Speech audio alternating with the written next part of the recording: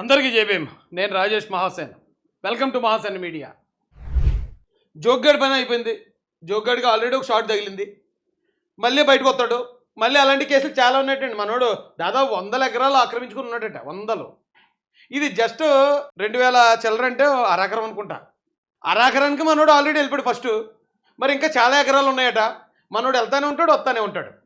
ఈసారి ఇంటి దగ్గర నుంచి జైలుకి, జైలు దగ్గర నుంచి ఇంటికి మనం బస్ పాస్ తీసుకుంటే బాగుంటుంది. జోగి రమేష్ గారు వాడు కొడుకు కూడా ఓ బస్ పాస్ ఒకటి తీసేసుకుంటే ఈ వెళ్ళటానికి రాడి ఒక కేసు అయిపోతే ఇంకో కేసు అయిపోతే ఇంకో చేసిన పాపాలన్నీ కడిగేదాకా రెడ్ బుక్ వదులుతాం.